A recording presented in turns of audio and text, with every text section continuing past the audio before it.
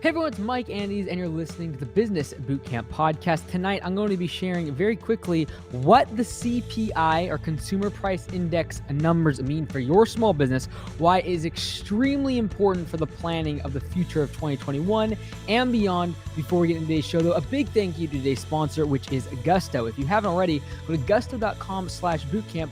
Today, we're talking about inflation and the rising cost of labor, and one of the ways that you need to be able to attract and retain good employees is by having a great software to be able to track their hours, pay them well, as well as get them benefits. So you can do all of this through Gusto. Check them out today. Go to gusto.com/bootcamp and try it out free for 90 days. All right, CPI data. If that is Chinese to you, it stands for Consumer Price Index.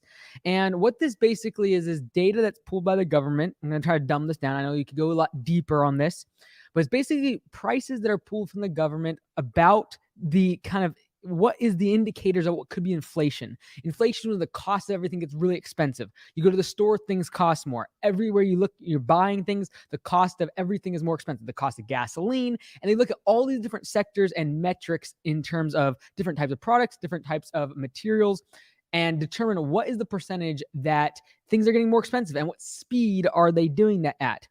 So what was expected for April 2021 was 3.6% increase. The percentage year over year increase was 3.6%, which was expected. It was expected because a year ago was April 2020. In April 2020, we were just figuring out what the pandemic was all about, what COVID-19 was. We didn't know if it was, transmitted from the aliens or by air or by sneezing, or should you wear a mask? Should you not wear a mask? Should we close down? Should we all, bury ourselves underneath the ground? Like, no one knew what was going on. It was peak fear. And so when we're comparing April data, something to keep in mind is that we are comparing ourselves now versus like the worst time last year. So all the data in the next few months is going to be, in my opinion, skewed by the fact that a year ago, everything was different. I'm not saying that COVID, we beat it. I'm not saying that it's no longer here, whatever. I'm saying that we now understand a little bit more. We have vaccines in place. People are getting vaccinated. And whether or not you agree with that doesn't matter. The matter of fact is that we have a control on the number of cases and deaths, etc. So what the CPI data shows, though, is individual sectors. And if you look at gasoline year over year, gasoline was up 49.6%. The cost, the consumer price index, what is the cost to the consumer? 49%. The used car and used truck price was up 21%. This is huge. The cost of vehicles is a huge indicator of where inflation is going. Inflation, again, is just the cost of everything getting more expensive. Usually the value of the dollar coming down and the cost of all the materials and goods and services that we buy going up. Now get this. Now you've probably seen all sorts of memes about people saying that they're like millionaires because they have a few 2x4s in the back of the truck.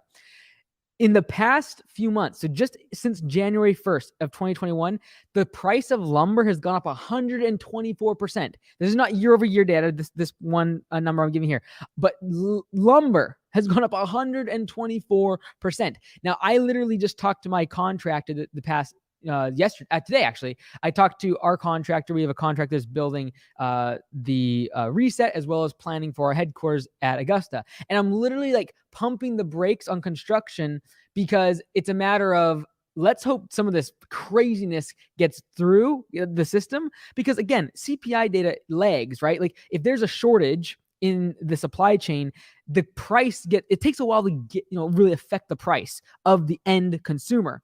And so what we're seeing right now with lumber is just going through the roof. And so my construction estimates and my construction budgets have been revised, i.e. massively inflated over the past few months. So what does this mean for your small business? Number one, increased inputs and costs. All right. So the cost of all the goods and services you're buying, all the raw materials are going to go up. When the cost of fuel goes up, you're like, oh, I'm buying bark mulch. I'm buying gravel. Like, what's that got to do with all the CPI data and like a chip shortage in China and the Suez Canal having a ship that's blocking world trade. Oh, that's not affecting me. At the end of the day, if the cost of transportation, i.e., fuel and gasoline, goes up 49%, trust me, it's affecting everything. The cost of food is dramatically affected by the cost of fuel. If you're thinking about gravel and soil and mulch because you're a landscaper, that is being affected by the cost of fuel, the cost of transporting those goods to wherever you're at, your job site, your shop, etc. All right, number 2, what does this mean for your business? I really think that when it comes to a lot of us now in the past 12 months, 24 months, maybe you've done it for a long time, been invested in the stock market, I believe the next 3 to 6 months are going to be really rocky in the stock market. Because what's going to happen is, like today, if you look at the stock market today, the S&P 500, the NASDAQ, the Dow even slipping, everything was down because when everyone thinks inflation is going up, traditionally, that fear of inflation is going to bring down the stock market. People move into bonds. You saw the 10-year treasury go up today, i.e. people wanting to buy bonds more secure. There's fear in the market. The cost of puts or people shorting the market today those options went through the roof. In other words, people think that the market's going to fall. Massive amounts of fear because the inflection points and the data points of CPI traditionally comes before we see inflation. And we see inflation, we see interest rates rise. And the past year, interest rates have been like so far against zero, and the money printer has been alive and well with stimulus that there's a lot of fear in the market right now. I really feel like the next 3 to 6 months in the stock market are going to be choppy. Okay. I feel like there's going to be a sustained rally and sustained high, what we're seeing in the real estate market, even if interest rates push up a bit, simply due to the fact that there's a massive shortage of supply. There's no houses to buy, and therefore that's why prices keep going up. But number 3, how does it affect your business? The cost of labor is going up. I don't know if you noticed it, but in the Landscape Business Course Facebook group, David posted one of the posts about Chipotle, and it's very true. They raised their minimum wage from $13 to $15 an hour. This is a fast food restaurant, folks. And in all of our businesses, we're having to pay more. I was driving by a McDonald's, and they're paying $100 as a signing bonus. When was the last time you saw yard signs being used by McDonald's to attract people and offer signing bonuses of $100? All right, so there's a labor shortage now because guess what? Like we talked about the other day, there's this labor shortage caused by the fact that unemployment is so easy and great. If I can make $10, $11 sitting at home doing nothing, why should I go out and work $13, $14 an hour at a fast food restaurant if I can sit home, do nothing, and make unemployment for the next several months? So there's less jobs being added, which means the demand for labor gets even greater, because if the cost of goods are going up and things are selling off and everything's heating up in the market and we need labor more than ever, but yet we're constricting labor by keeping people at home, what's going to happen? The cost of labor is going to go up. All right, number 4. So we're talking about how does this actually affect your business? You need to have price increases. Especially right now, if you have demand coming through your nose and there's people calling you for your products, your services, things are flying off the shelves. You can't keep anything on the shelves. You have a backlog. You have more work than you can ever handle. You need to raise your prices, okay? And if you're in the lawn care landscape industry, you need to raise your prices. Your cost of your materials are going up right now. The cost of your fuel is going up right now. The cost of your labor is going up right now. You need to raise your prices. You need to improve and increase your markup on materials. You need to increase the cost of your dumping fees, because guess what? That's going to be going up.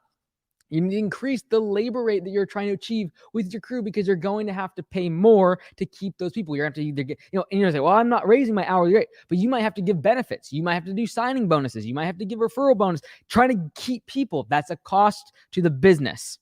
All right. So what is CPI data? Consumer Price Index.